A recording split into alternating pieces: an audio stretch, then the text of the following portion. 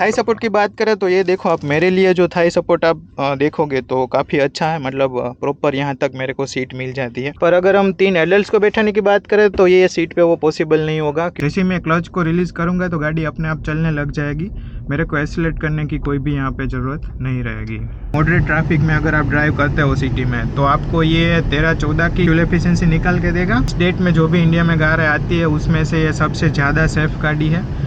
ये पहली गाड़ी है इंडिया में ऐसी जिसने चाइल्ड सेफ्टी के लिए भी 5 आउट ऑफ 5 स्कोर किए हैं। नमस्कार दोस्तों, स्वागत है आप सभी का मेरे इस यूट्यूब चैनल माय कमेंट्स में, जहां पे आज हम बात करने वाले हैं फोक्सवैगन टाइगून के बारे में। जी हाँ, ये टाइगून का बेस वेरिएंट है कंफर्ट लाइन, जो कि 1 लीटर टर्बोचार्ज इंजन के साथ मैनुअल ऑप्शन में आता है। वो कहने को तो ये डायरेक्टली राइवल है हमारी हुंडई की क्रेटा, किया की सेल्टोस, ग्रैंड विटारा और जो टोयोटा की हाई राइडर और एमजी की एस्टर आती है उसके साथ। पर ये टिपिकल वीडब्ल्यू की गाड़ी है, तो वीडब्ल्यू का डीएनए आज भी इसमें बेकरार है। आज भी इसमें जो फन टू ड्राइव का एलिमेंट है और जो इसका ड्राइविंग का जो डीएनए है वो आज भी इसमें बरकरार है। और बाकी जो इसका राइवल है, जैसे हमने बात की क्रेटा सेल्टोस, उससे काफ़ी अलग है ये गाड़ी। स्पेस के मामले में भी ये अलग है, इसमें थोड़ी ज़्यादा स्पेस ऑफर की जाती है उसके कंपैरिजन में। बात करें हम व्हील बेस के बारे में तो व्हील बेस भी क्रेटा और सेल्टोस से ज़्यादा ऑफर किया जाता है। VW ने ऐसा बोला है कि वो जो इंडिया में 2.0 स्ट्रेटेजी लाए उसके बेसिस पर यह गाड़ी बनी है। तो कम्प्लीटली गाड़ी है जो मैन्युफैक्चर होती है वो इंडिया में ही होती है। इसका जो 1.0 लीटर का जो पेट्रोल इंजन आता है, टर्बोचार्ज पेट्रोल इंजन, वो भी इंडिया में ही बनता है।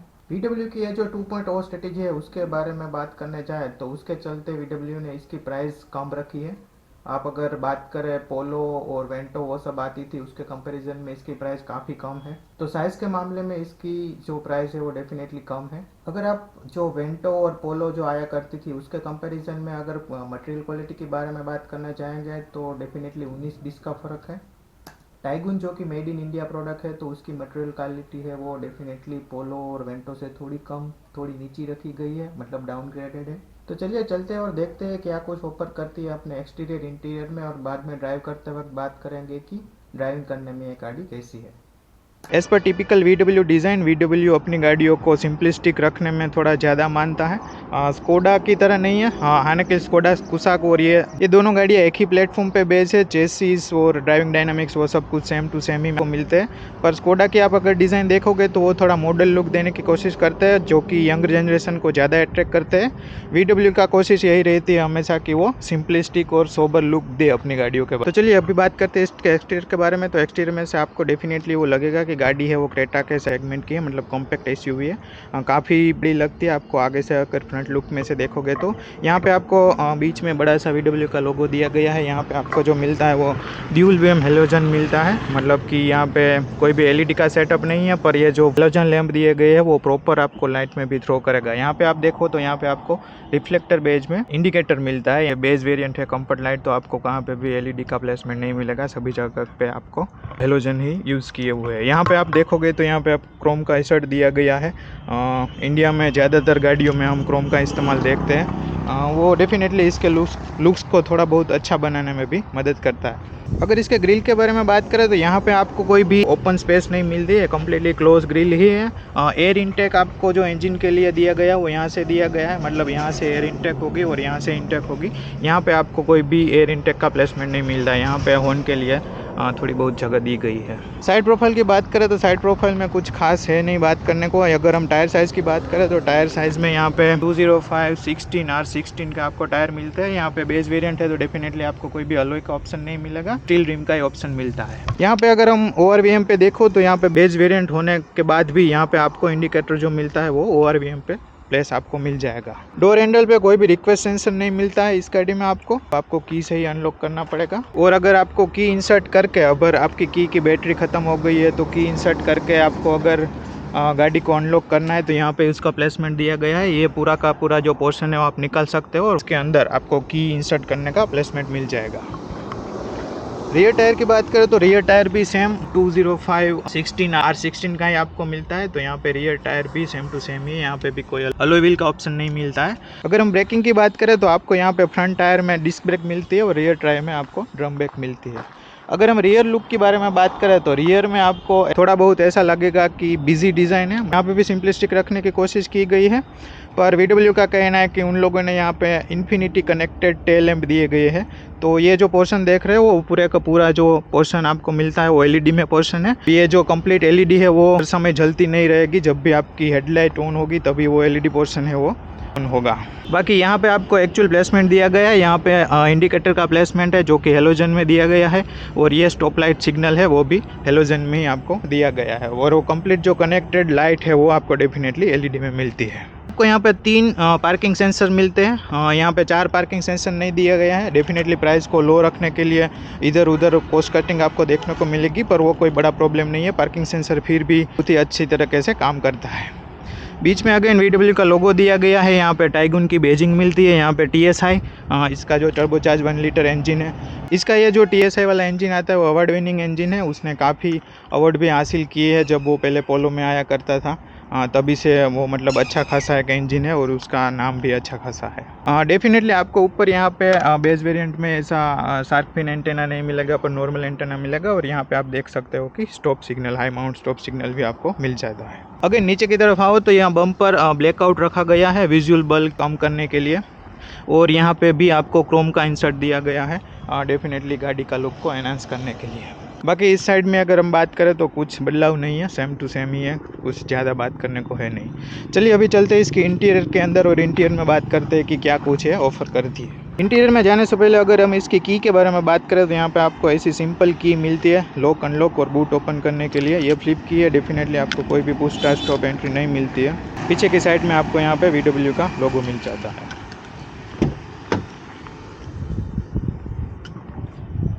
अगर हम डोर पैनल की बात करें तो डोर पैनल में यहाँ पे आपको ड्यूल टोन फिनिश दी गई है, हालांकि सभी के सभी हार्ड प्लास्टिक ही, यहाँ पे थोड़ा सॉफ्ट प्लास्टिक का इस्तेमाल किया गया है। अगर हम डोर पैनल की बात करें तो यहाँ पे आपको चारों पावर विंडो के कंट्रोल विंडो लॉक के लिए है, और ORVM को कंट्रोल करने के लिए यहाँ पे आपको नॉब दिया गया है। यहाँ पे डोर ओपन के लिए ऐसा ब्लैकआउट ट्रीटमेंट ही मिलता है आपको, और यहाँ पे लॉक और अनलॉक के लिए स्विचेस दी गई है। इंटीरियर में आगे बात करें अगर इसके स्टीयरिंग व्हील के बारे में तो यहाँ पे आपको ऐसा डी कट स्टीयरिंग व्हील मिल जाता है, जो कि काफ़ी अच्छा है ग्रिप और वो सब हासिल करने में। यहाँ पे बेस वेरिएंट में आपको कोई भी लेदर वेब स्टीयरिंग का ऑप्शन नहीं मिलेगा, पर आप एसेसरीज के दौर पे डेफिनेटली उसको इंस्टॉल करवा सकते हो। इस तरफ बात करें तो सारे के सारे MID के कंट्रोल करने के लिए ऑप्शन आपको मिल जाते हैं, और यहाँ पे वॉइस कमांड का भी ऑप्शन मिल जाता है। इस तरफ हम बात करें तो सारे के सारे ऑडियो कंट्रोल और वो सब मिल जाता है, मतलब कि आपको बेस वेरिएंट में भी सभी टाइप के जो स्टीयरिंग माउंटेड कंट्रोल है वो मिल जाता है। बीच में यहाँ पे VW का लोगो दिया गया है, और हॉर्न के लिए आपको यहाँ पे प्लेसमेंट डेफिनेटली मिल जाता है। इस साइड हम बात करें तो यहाँ पे AC वेंट मिल जाता है आपको। उसके नीचे की ओर से बात करें तो यहाँ पे ये हेडलैम्प के लिए कंट्रोल मिल जाता है, इसमें कोई भी ऑटो हेडलैम्प और वो कुछ नहीं आता, और फॉग लैम्प का भी ऑप्शन नहीं आता है। तो ये नॉर्मल आपको हेडलैम्प के जो कंट्रोल होते हैं वही मिलते हैं। यहाँ पे हेडलाइट लेवलर का भी ऑप्शन आपको दिया जाता है। MID के बारे में बात करें तो MID में भी ठीक ठाक आपको फीचर मिल जाते हैं। बीच में जो आप डिजिटल पोर्शन देख रहे हो वहाँ पे बहुत सारे ऑप्शंस आप देख सकते हो, आपको क्या कुछ डिस्प्ले करना है। MID में आपको कब कौन सा डोर ओपन है वो इन्फॉर्मेशन यहाँ पे बताएगा। मैंने अभी डोर ओपन किया तो ये बोल रहा है कि इंजन इज रनिंग, और ये आपका पर्टिकुलर डोर ओपन है। उसके बाद अगर हम यहाँ पे टॉगल करें तो आपको यहाँ पे अभी ट्रैवल टाइम दिखा रहा है, उसके बाद रेंज डिस्टेंस टू एम्प्टी कितना है वो दिखा रहा है, इकोनॉमी क्या कुछ आ रही है वो सभी दिखा रहा है। अभी गाड़ी कहीं से टाइम से आइडल पड़ी रही है तो इसके लिए इकोनॉमी 2.4 किलोमीटर पर लीटर की बता रहा है। एक्चुअल में ऐसी नहीं है, कितनी देर है वो हम ड्राइव करते वक्त बात करेंगे। इस तरफ हम बात करें तो यहाँ पे पूरा का पूरा जो फ्यूल गेज है वो आपको मिल जाता है, और ये एनालॉग में आपको स्पीडोमीटर मिल जाता है। राइट साइड में बात करें तो यहाँ पे कूलेंट का टेम्परेचर क्या कुछ है उसकी इन्फॉर्मेशन मिल जाती है, और यहाँ पे आपको डेफिनेटली टेकोमीटर भी मिल जाएगा। अगर हम बात करें इस साइड तो यहाँ पे आपको सारे के सारे वाइपर रिलेटेड कंट्रोल मिल जाते हैं, आपको स्पीड कैसे कौन सी सेट करनी है। और इस तरफ लेफ्ट साइड में बात करें तो यहाँ पे आपको सारे के सारे इंडिकेटर रिलेटेड पार्किंग लाइट और हाई बीम करने के लिए ऑप्शन मिल जाता है। VW ग्रुप की गाड़ियों में से पहले से ये इश्यू रहा है कि अर्गोनॉमिक्स वाइज वो लोग इंडिकेटर का जो प्लेसमेंट है वो राइट साइड ना देने की बजाय लेफ्ट साइड दे देते हैं। इसके बाद अगर इसके बारे में बात करें तो यहाँ पे मतलब एक अच्छी खासी आपको टच स्क्रीन मिल जाती है, और यहाँ पे एंड्रॉइड ऑटो और एप्पल कार पे सभी का सपोर्ट है। हालांकि ये बेस वेरिएंट है, फिर भी इसमें बड़ी वाली टच स्क्रीन नहीं मिलती है, पर फिर भी ये ठीक ठाक आपको सभी के सभी फीचर ऑफर कर देती है। अगर इसके फीचर के बारे में बात करें तो आप ऑलरेडी यहाँ पे देख सकते हो, यहाँ पे आपको टच बेज ऑप्शन भी मिल जाता है। सेटिंग में काफ़ी कुछ ऑप्शन है, एज़ यूजुअल हम MID के बारे में और इंफोटेनमेंट सिस्टम के बारे में बहुत सारी बात नहीं करते वीडियो में, अदरवाइज वो वीडियो लंबा हो जाता है। आपको अगर देखना है तो मेरे को कमेंट सेक्शन में पूछ सकते हो, ये सिस्टम पर्टिकुलर है वो क्या कुछ ऑफर करती है, तो हम उसके बारे में भी कभी बात कर लेंगे। इसके नीचे है तो यहाँ पे आपको AC वेंट जाते हैं और यहाँ पे मैनुअल AC आपको मिलता है, पर कोई भी प्रॉब्लम नहीं है। अच्छा खासा AC का फ्लो है और गाड़ी है वो बहुत जल्दी कूल डाउन हो जाती है। यहाँ पे आपको हेजल लाइट का बटन मिलता है, ट्रैक्शन कंट्रोल ऑन ऑफ करने के लिए स्विच दी गई है। यहाँ पे अगर आपको ऑटो स्टार्ट पे वो शुरू करना है, बंद करना है, तो वो भी आप यहाँ पे से कर सकते हो। ये सेट बटन कौन सा है वो मेरे को नहीं पता है, अगर आपको पता है तो आप कमेंट सेक्शन में मेरे को बता सकते हो। इसके नीचे है तो यहाँ पे आपको अच्छा खासा बहुत ही डीप यहाँ पे स्पेस मिल जाता है मोबाइल फ़ोन रखने के लिए। आप अपना 2 फ़ोन है वहाँ पे आराम से रख सकते हो। इसके बाद बात करें तो यहाँ पे आपको ये 12 वोल्ट का पावर सॉकेट दिया गया है। जो हायर वेरिएंट है यहाँ पे आपको पुश स्टार्ट स्टॉप बटन मिलता है और यहाँ पे 12 वोल्ट का सॉकेट दिया जाता है। इसमें पुश स्टार्ट स्टॉप बटन नहीं आता है, तो वो सॉकेट है वो इधर ही आपको देखने को मिलता है। ये जो देख रहे हो पियानो ब्लैक फिनिश टाइप की यहाँ पे आपको मतलब डिज़ाइन दी गई है, तो वहाँ पे स्क्रैच बहुत ही जल्दी आ जाएंगे। और आप अगर आप देख रहे हो कैमरे में से तो मेरे को पता नहीं, यहाँ पे ऑलरेडी स्क्रैचेस वो लग गए हैं। गियर नॉब के बारे में बात करें तो यहाँ पे आपको 6 स्पीड का मैनुअल ट्रांसमिशन मिलता है, 6 स्पीड का गियर नॉब है। वहाँ पे भी आपको पियानो ब्लैक फिनिश और वो सब मिलता है, तो मतलब प्रीमियम ये गियर नॉब आपको फील होता है। ऐसा नहीं है कि बहुत ही सिंपलिस्टिक गियर नॉब आपको दे दिया है। उसके बाद यहाँ पे नीचे आए तो नीचे की ओर आपको यहाँ पे हैंड ब्रेक का प्लेसमेंट देखने को मिलता है। यहाँ पे एक की रखने के लिए होल दिया गया है, बाकी आपको 2 कप होल्डर इधर मिल जाएगा। उसके बाद इधर बात करें तो ये स्लाइडेबल हैंड रेस्ट है, आपको हेड है वो प्रॉपर तरीके से आप यहाँ पे प्लेस कर सकते हो। वो काफ़ी कंफर्टेबल है, ऐसा नहीं है कि यूज़लेस फीचर है। VW को मतलब उस चीज़ में कभी हम कंप्लेन कर ही नहीं सकते। इसके नीचे अगर आप देखो तो यहाँ पे आपको कभी होल मिलता है, उसमें आप अपना अच्छा खासा सामान रख सकते हो। अगर हम सीट के बात करें तो डेफिनेटली आपको यहाँ पे फैब्रिक अपहोल्स्ट्री मिलती है, पर अच्छी खासी सीट है, कुशनिंग भी अच्छा है और बॉल सपोर्ट भी अच्छा है, तो आपको बैठने में भी कोई भी तरह की परेशानी नहीं होने वाली है। अगर इस साइड हम बात करें तो यहाँ पे आपको ग्लव बॉक्स दिया गया है, वो भी अच्छा खासा ग्लव बॉक्स है, मतलब बड़ा वाला है। आप अपना कई सारा सामान इसमें भी रख सकते हो। बाकी यहाँ पे जो बात करें मटेरियल क्वालिटी की, तो मटेरियल क्वालिटी VW टिपिकल जो होती है उतनी अच्छी नहीं है, मतलब थोड़ी बहुत आपको डाउनग्रेड मिलती है यहाँ पे जो VW की 2.0 स्ट्रेटेजी है उसकी वजह से, पर मतलब आप कंप्लेंट नहीं कर सकते हो, अच्छी खासी दी गई है, ठीक ठाक है। यहाँ पे जो टेक्सचर दिया गया है वो भी आपको अच्छा खासा मिलता है। बाकी डोर के बारे में बात करें, पैसेंजर साइड के डोर के बारे में, तो वहाँ पे भी सेम टू सेम है, पावर विंडो के आपको कंट्रोल मिल जाता है। नीचे अगर हम डोर पैनल के बारे में बात करें तो यहाँ पर आपको 1 लीटर की बोतल होल्डर रखने को मिल जाएगी और फिर भी अच्छा खासा स्पेस यहाँ पे बचता है, तो वहाँ पे भी आप अपना कुछ सामान रख सकते हो। चलिए अभी पीछे की सीट पे चल के बात कर लेते हैं। ये सीट है वो मैंने अपने हिसाब से एडजस्ट कर ली है। हाँ, मेरी कंफर्टेबल पोजीशन है, मेरी हाइट होगी 5'6" के अराउंड, और देखते हैं कि पीछे हमें क्या कुछ कंफर्ट और कितनी स्पेस मिल जाती है। पीछे की साइड चलने के बाद हम अगर इसके डोर की बात करें तो यहाँ पे भी आपको सेम ड्यूल टोन फिनिश दी जाती है। यहाँ पे पावर विंडो का कंट्रोल, यहाँ पे थोड़ा सॉफ्ट टच मटेरियल दिया जाता है। ये है वो एसएसएच के डोर पे आप लगवा सकते हो कर्टेंस, ताकि समर में जो हम इंडियन कंडीशन के वेदर के हिसाब से उतनी हीट अंदर ना आ पाए। पीछे की सीट पे अगर आओ तो मेरी हाइट के मुताबिक अगर मैं बैठूँ तो मेरे को यहाँ पे बहुत ही ज़्यादा स्पेस मिल जाती है। ये सीट है वो मैंने अपनी हाइट से एडजस्ट की है। हालांकि मैं थोड़ा पीछे बैठ के ड्राइव करना मेरे को अच्छा लगता है, पर फिर भी मेरे लिए यहाँ पे इतना स्पेस बच जाता है।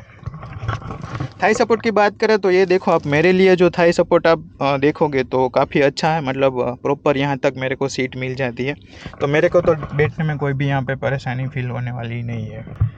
अगर हम एड्रेस के बारे में बात करें तो एड्रेस भी देखो मतलब अच्छा खासा है। हाँ, मेरे को डेफिनेटली कोई भी परेशानी नहीं होने वाली है एड्रेस के बारे में।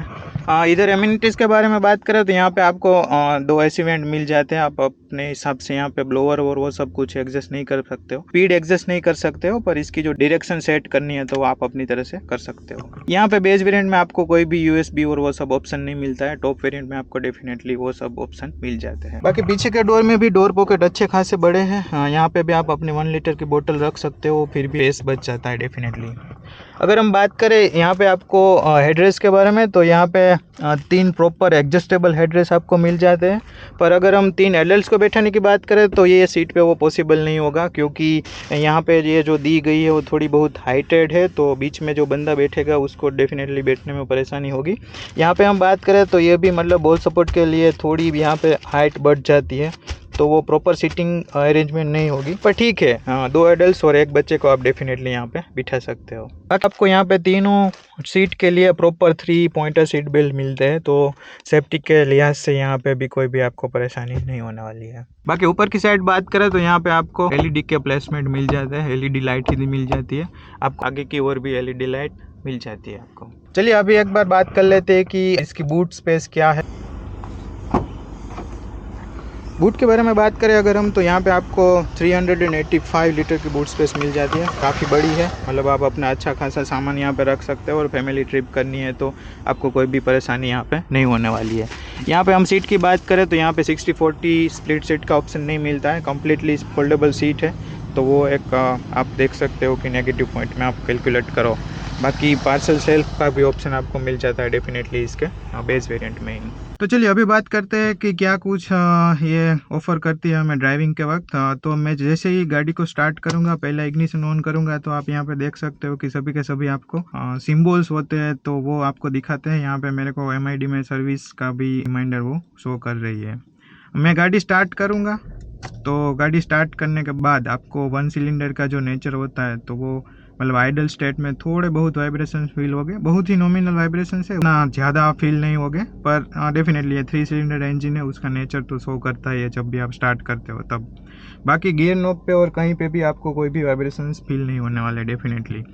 फिर मैं इसको फर्स्ट गियर में डाल के जैसे मैं क्लच को रिलीज़ करूँगा तो गाड़ी अपने आप चलने लग जाएगी, मेरे को एक्सीलरेट करने की कोई भी यहाँ पे ज़रूरत नहीं रहेगी। उसके बाद हम अगर इंजन के बारे में बात करें, आपको मतलब 2 इंजन वेरिएंट में ऑफर होती है। एक है वो 1 लीटर का टर्बोचार्ज इंजन है, एक है वो 1.5 लीटर का टर्बोचार्ज इंजन है। 1.5 लीटर का टर्बोचार्ज इंजन है वो अभी के लिए टाइगुन के साथ वॉक्सवैगन सिर्फ और सिर्फ GT लाइन का जो वेरिएंट है उसमें ऑफर करती है। 1.5 लीटर टर्बोचार्ज वेरिएंट है वो भी आपको मैनुअल के साथ और 7 स्पीड DSG के साथ, मतलब उसका जो ड्यूल क्लच ट्रांसमिशन है उसके साथ VW आपको ऑफर करती है। 1 लीटर टर्बोचार्ज इंजन की बात करें तो वहाँ पे भी आपको 2 गियर बॉक्स के ऑप्शन अवेलेबल है। एक तो आपको 6 स्पीड के मैनुअल के साथ में आता है और दूसरा है वो आपको 6 स्पीड का टॉर्क कन्वर्टर के साथ में मिलता है। तो वहाँ पे भी आपको दोनों के दोनों AT और मैनुअल ट्रांसमिशन अवेलेबल है। उसके बाद हम बात करें इसकी विजिबिलिटी के बारे में, तो विजिबिलिटी में मतलब कोई भी प्रॉब्लम नहीं है। वो चाहे आप IRVM की विजिबिलिटी के बारे में बात करें, चाहे वो ORVM की विजिबिलिटी के बारे में बात करें, तो ORVM कई लोग कंप्लेंट करते हैं कि काफ़ी छोटे है और आपको उतना अच्छा खासा दिखाई नहीं देगा, पर उतना कुछ नहीं है। ठीक ठाक साइज़ के आपको ORVM मिलते हैं, आपको कंप्लीट पीछे का जो व्यू है वो देखने को मिलता है, शायद अभी आपको भी दिखाई दे रहा होगा। तो विजिबिलिटी के मामले में कोई भी शिकायत नहीं है। हाँ, डेफिनेटली बोनेट की बात करें तो कई लोगों को ऐसा देखना होता है कि हमें बोनेट दिखाई देना चाहिए, तो बोनेट कई एंगल तक दिखाई देता है, कंप्लीट पूरा बोनेट नहीं दिखाई दे रहा है, तो वो भी आपको अगर ऐसा पसंद है कि आपको बोनेट दिखना चाहिए ड्राइव करते वक्त, तो बोनेट भी आपको दिखाई देगा डेफिनेटली।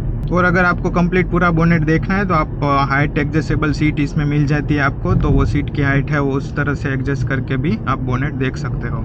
उसके बाद हम इंजन के बारे में अगर ज़्यादा बात करने जाए तो इंजन टर्बोचार्ज इंजन है डेफिनेटली, तो टर्बोचार्ज इंजन का जो नेचर होता है तो वो यहाँ पे भी बरकरार है। अगर आप 1600 या फिर 1700 RPM के नीचे है तो वहाँ पे आपको डेफिनेटली थोड़ा टर्बोलैक महसूस होगा, गाड़ी स्पीड नहीं अचीव कर रही है ऐसा आपको फीलिंग आएगा, पर वहाँ पे भी उतना खासा नहीं है, मतलब ठीक ठाक आपको पुल मिलता रहेगा। पर आप जैसे ही 1700 RPM के अप जाते हो तो वहाँ पे तो मतलब आपको पावर का सर्ज मिलेगा और आपको ऐसा फील ही नहीं होगा कि इतनी बड़ी गाड़ी में आप एक 1 लीटर वाला इंजन है वो चला रहे हो। बात करें इस इंजन के पावर फिगर के बारे में, तो यहाँ पे आपको 114 PS की पावर मिलती है। डेफिनेटली गाड़ी की साइज़ के मुकाबले वो पावर कम नहीं है, ज़रा सा भी कम नहीं है। और टॉर्क के बारे में बात करें तो 178 Nm का टॉर्क मिलता है, वो 178 Nm का जो टॉर्क है वो भी अच्छा खासा है। आपको कभी भी विथ AC ये गाड़ी ऐसा फील नहीं करवाएगी कि थोड़ा बहुत आपको पावर में लेग मिल रहा है या फिर गाड़ी है वो 5 बंदे को बिठा के AC ऑन है तो अंडर पावर फील होती है, ऐसा कभी भी आपको महसूस नहीं होने वाला है। 1.5 लीटर टर्बोचार्ज इंजन है, उसके बारे में तो बात ही नहीं करनी है। वहाँ पे आपको 250 Nm का टॉर्क और शायद 178 और समथिंग, मेरे को एग्जैक्ट पावर फिगर उसका मालूम नहीं है, मैं यहाँ पे लिख के दे दूंगा। अगर हम एर्गोनॉमिक्स की बात करें तो मैंने आपको ऑलरेडी बता दिया कि एर्गोनॉमिक्स में एक इंडिकेटर का प्लेसमेंट है वो थोड़ा वियर्ड दिया गया है, वही है। बाकी एर्गोनॉमिक्स वाइज कोई भी इश्यू नहीं है, सभी चीज़ें वो आपके रीच में ही है। आप कहीं से भी कुछ भी ऑपरेट करना चाहो तो वो कर सकते हो। बाकी यहाँ पे जो स्विचेस दी गई है, पावर विंडो की बात करें या कोई भी बात करें तो वो सभी एल्यूमिनेटेड है, तो रात में भी आपको स्पेसिफिक जगह पे कुछ चेंज करना हो तो वहाँ पे भी कोई प्रॉब्लम नहीं होने वाला है। एक चीज़ मैं आपको बताना भूल गया कि ये जो आपको क्लच पेडल दिया गया है वो आप शूज़ पहन के गाड़ी अगर चलाते हो तो क्लच पेडल में प्रेस करने के टाइम पे आपको जो डेड पेडल इसमें मिलता है, प्रॉपर डेड पेडल इसमें दिया गया है, तो वो डेड पेडल थोड़ा सा मतलब आपको पाव में प्रॉब्लम करने वाला है, पर आपकी जब से आदत लग जाएगी तो बाद में कोई भी परेशानी की बात नहीं है। उसके बाद बात करें अगर इसके सस्पेंशन के बारे में, तो सस्पेंशन में क्या है कि आपको सस्पेंशन VW ने जो 2.0 स्ट्रेटेजी इंडिया में लाई है उसके हिसाब से मिलते हैं। यहाँ पे शायद रास्ता बंद है, मेरे को वापस यू टर्न लेना पड़ेगा।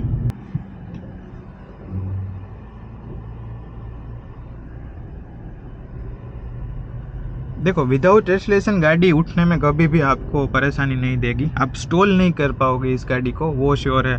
ये 1 लीटर का इंजन है, पेट्रोल इंजन है, फिर भी आपको गाड़ी स्टॉल होने का बहुत ही रेयर चांसेस है कि आप अपनी गाड़ी को स्टॉल कर पाओ। उतना लोअर उसका टॉर्क इतना लोअर एंड में अच्छा है कि मतलब गाड़ी अपने आप ही क्रॉल करने लगेगी, वो कोई आपको कभी भी परेशानी नहीं होने वाली है। बाकी हम बात कर रहे थे इसके सस्पेंशन के बारे में, तो सस्पेंशन में ऐसा है कि VW ने 2.0 स्ट्रेटेजी जो इंडिया में लाई है उसके बेस पर यह गाड़ी बनाई है, तो डेफिनेटली इंडियन रोड की कंडीशन को ध्यान में रख के इस पर सस्पेंशन ट्यून किए गए हैं। तो सस्पेंशन की बात करें तो क्रेटा के सस्पेंशन है वो थोड़ा ज़्यादा ही सॉफ्ट है, उतने सॉफ्ट सस्पेंशन आपको यहाँ पे नहीं मिलते हैं। और जो पहले पोलो रैपिड में जो आया करते थे सस्पेंशन उतने स्टिफ भी नहीं मिलते हैं। मतलब सस्पेंशन का भी जो कॉम्बिनेशन है ना वो मतलब एक अच्छा खासा कॉम्बिनेशन है। आपको सस्पेंशन के बारे में भी कभी ये गाड़ी है वो ऐसा नहीं होगी कि आपको छोटे मोटे अंडुलेशंस आते हैं या फिर छोटे मोटे गड्ढे आते हैं तो वो फील हो गए। बड़े गड्ढे, बहुत ही बड़े गड्ढे आते हैं तो डेफिनेटली थोड़े केबिन में नॉइज़ भी वो आ जाएगी और उसके साथ आपको वो गड्ढा है वो केबिन के अंदर फील भी होने वाला है, तो वहाँ पे डेफिनेटली दिक्कत होगी। बाकी छोटे मोटे गड्ढों के बारे में बात करें, अंडुलेशन के बारे में बात करें तो अंदर ना तो आवाज़ आएगी और ना ही आपको वो महसूस होगा कि यहाँ पे कोई भी बम्प या और कुछ आया था। तो सस्पेंशन काफ़ी अच्छे हैं और इसका जो इंजन परफॉर्मेंस है उसके लिहाज से ही ट्यून किए गए हैं। तो देखिए अभी रोड है ना वो बहुत ही अंडुलेशंस वाला है, पर हमें फिर भी अंदर कोई भी ऐसी मूवमेंट नहीं हो रही है कि पता चले कि भाई बहुत ही ख़राब रोड है। तो उतने सॉफ्ट सस्पेंशन रख भी नहीं सकते VW को, VW को उसका जो DNA है वो मेंटेन करना है डेफिनेटली। तो सस्पेंशन आपको ठीक ठाक दिए गए हैं, ज़्यादा स्टिफ भी नहीं है, ज़्यादा सॉफ्ट भी नहीं है। उसके बाद हम अगर बात करें इसके स्टीयरिंग रिस्पॉन्स के बारे में, तो स्टीयरिंग रिस्पॉन्स आप अगर बहुत ही स्लो स्पीड पे चल रहे हो तो यहाँ पे आपको बहुत ही लाइट स्टीयरिंग मिलता है, आप अपनी एक उंगली से स्टीयरिंग का कंप्लीट मूवमेंट कर सकते हो। और अगर हम हाईवे स्पीड के बारे में बात करें जहाँ पे हम ज़्यादा स्पीड अचीव कर रहे होते हैं तो वहाँ पे आपको स्टीयरिंग में डेफिनेटली थोड़ा ऐसा महसूस होगा कि उतना वेट गेन नहीं कर रहा है। तो अगर आप डायरेक्ट कंपेट करो ना इसको पोलो के साथ में और वो सब की बात करो कि हाईवे पर वो स्टीयरिंग में अच्छा खासा वेट मिल जाता है और हैवी स्टीयरिंग हो जाता है, तो वो हिसाब किताब यहाँ पे नहीं है। डेफिनेटली आपको स्टीयरिंग है वो हाई स्पीड में भी थोड़ा लाइट ही देखने को मिलेगा। तो वही है कि VW ने जो 2.0 स्ट्रेटेजी अपनाई है उसके लिहाज से VW का जो कंप्लीट DNA है वो तो नहीं मिल पाया, पर 19-20 का फ़र्क है। उसके बाद हम अगर इसके ड्राइविंग डायनामिक्स के बारे में बात करें तो ड्राइविंग डायनामिक्स में ऐसा है कि इसके सस्पेंशन उस तरह से ही ट्यून किए गए हैं कि आप अगर हायर स्पीड में भी कॉर्नरिंग करते हो तो आपको ये ज़रा भी कॉन्फिडेंस आपका लूज़ नहीं होगा। डेफिनेटली स्टीयरिंग आपको उतना अच्छी तरह से मतलब फील नहीं दे पा रहा है, मतलब लाइट ही रहता है हायर स्पीड में भी, तो वहाँ पे वो डेफिनेटली एक इश्यू है कि आपको स्टीयरिंग में उतना कॉन्फिडेंस नहीं रहेगा। पर मतलब प्रॉब्लमेटिक कुछ नहीं है, डेफिनेटली आप इससे कॉर्नरिंग करना चाहें। बात करें अगर इसके गियर बॉक्स के बारे में तो गियर बॉक्स हमने जो हुंडई और सुजुकी की कार में देखा है उतना बटर स्मूथ नहीं है, पर कभी भी आपका गियर थ्रो है वो अटकेगा नहीं, आप हर टाइम पे सही गियर में ही स्लॉट होगे, वो कुछ यहाँ पे गियर बॉक्स के बारे में प्रॉब्लम नहीं है। 6 स्पीड या मैनुअल ट्रांसमिशन आपको मिलता है। रिवर्स डालने के लिए आपको गियर को नीचे पुश करके रिवर्स डालना है। तो गियर बॉक्स भी ठीक ठाक है। थ्रो है वो भी बहुत उतना लंबा नहीं है। थ्रो भी आपको यहाँ पे छोटा सा थ्रो ही मिलता है, तो वहाँ पे भी कोई भी प्रॉब्लम नहीं होने वाला है। ओवरटेकिंग के बारे में बात करें तो आपको कहीं पे भी ऐसा रोड है जहाँ पे फ्रीक्वेंटली ओवरटेक करने की ज़रूरत पड़ रही हो आपको, तो आपको जस्ट मेक श्योर करना पड़ेगा कि इसके जो आरपीएम है वो 1700 से अबव रहे। 1700 अबव आरपीएम हो गए तो आप जब चाहो तब ओवरटेक कर सकते हो। वहाँ पे आपको कोई भी तरह की परेशानी महसूस नहीं होने वाली है। ब्रेकिंग परफॉर्मेंस के बारे में बात करें तो ब्रेकिंग में भी कोई भी शिकायत नहीं है। आगे आपको एबीएस मिलती है, पीछे ड्रम ब्रेक ही मिल पाते हैं, पर फिर भी ब्रेकिंग अच्छी खासी है। यहाँ पे चारों डिस्क की कोई भी ज़रूरत भी नहीं है इस इंजन के साथ आपको, तो ब्रेकिंग भी ठीक ठाक है। बाकी आपको ओवरटेकिंग में अगर आपको ऐसा लगे कि मेरे को ओवरटेक करना है, जस्ट एक्सीलेटर पेडल पे पाँव रखिए, गाड़ी अपने आप खींचने लगेगी और आप इजीली ओवरटेक कर सकते हो। अगर माइलेज के बारे में हम बात करें तो माइलेज में आपको अगर नॉर्मली सिटी ड्राइविंग में, मॉडरेट ट्रैफिक में अगर आप ड्राइव करते हो सिटी में, तो आपको ये 13-14 की फ्यूल एफिशिएंसी निकाल के देगा। अगर आप हाईवे पर जा रहे हो और 80-90 की स्पीड मेंटेन कर रहे हो तो वहाँ पे आपको ये डेफिनेटली 17-18 की फ्यूल एफिशिएंसी निकाल के देगा। बहुत ही लाइट फुट से चलाते हो और स्लोअर स्पीड में भी हायर गियर पे रहते हो तो डेफिनेटली आपको उससे ज़्यादा फ्यूल एफिशिएंसी सिटी यूजेस में भी आपको निकाल के देगी। मतलब 13-14 से वो बढ़कर आप 15 तक की भी निकाल सकते हो। उसके बाद मेरे को सबसे बढ़िया पॉइंट लगा इसके इंफोटेनमेंट सिस्टम के बारे में। ये जो पावर बटन है ना, उसको आप अगर प्रेस करोगे तो सभी कुछ एक्टिवेट हो जाएगा, और अगर आप दूसरी बार उसको प्रेस करोगे ना तो सभी कुछ ऐसे ही शट डाउन हो जाएगा। ऐसा नहीं है कि उसको पावर अप करने पर सिर्फ ही आपको टाइमिंग दिखाता है, बाकी इंटरनली सिस्टम है वो शुरू ही रहती है, वो कोई चीज़ यहाँ पे नहीं है। बाकी इस गाड़ी में बात करें सेफ्टी के बारे में तो अभी तक इंडिया में जितने भी गाड़ी आती है, स्टेट में जो भी इंडिया में गाड़ी आती है, उसमें से ये सबसे ज़्यादा सेफ गाड़ी है। ये पहली गाड़ी है इंडिया में ऐसी जिसने चाइल्ड सेफ्टी के लिए भी 5 आउट ऑफ 5 स्कोर किए हैं, और एडल्ट सेफ्टी में तो 5 आउट ऑफ 5 स्टार ही है ही। VW ग्रुप पहले से ही सेफ्टी में बहुत ही आगे रहा है, और सेम चीज़ यहाँ पे भी बरकरार है कि सेफ्टी के मामले में आप कभी भी VW को किसी भी तरह से नेगोशिएट नहीं कर सकते हो। तो ऐसा नहीं है कि जो इंडिया की 2.0 स्ट्रेटेजी आई तो सेफ्टी में VW कम हो गई है या फिर अभी सेफ गाड़ियाँ वो नहीं बनाती है। अभी भी वो सेफ्टी के नाम पे जो DNA था वो सेम DNA अभी भी बरकरार ही है। और मैंने आपको ऑलरेडी बता दिया कि हाई स्पीड पे आप जब कॉर्नरिंग करने की बात करोगे तो वहाँ पे भी आपको कोई भी तरह का कोई भी प्रॉब्लम नहीं आने वाला है। मैं आपको इसके एसी के बारे में एक चीज़ बताना चाहता हूँ कि मतलब VW की जो फर्स्ट बेंच की गाड़ियाँ थी उसमें एसी के रिलेटेड प्रॉब्लम तो नहीं कर सकते, पर उन लोगों ने ऐसे ही डिज़ाइन किया था कि जब आप स्लो स्पीड पे हो, एसी शुरू हो और आप गाड़ी को पिक करने की ट्राई करोगे तो एसी है वो थोड़ी देर के लिए कट ऑफ हो जाता है, उसका कंप्रेसर बंद हो जाता है। सभी गाड़ियों में शायद ऐसा ही होता होगा, पर आपको फील नहीं होता है। पर यहाँ पे VW और स्कोडा के साथ वो आपको फीलिंग आती है कि एसी है वो इस टाइम पे बंद हो गया, क्योंकि इसकी जो फ़ैन की स्पीड है वो भी थोड़ी बहुत कम हो जाती है उस टाइम पे। तो वो एक इश्यू नहीं है, पर उन लोगों ने ऐसी तरह से वो डिज़ाइन किया हुआ है, तो वो मैंने आपको बताना चाहा तो मैंने आपको बोल दिया कि वो एक इश्यू आप मान के चल सकते हो। शायद अभी VW ने वो फिक्स कर दिया है तो अभी कोई दिक्कत नहीं है।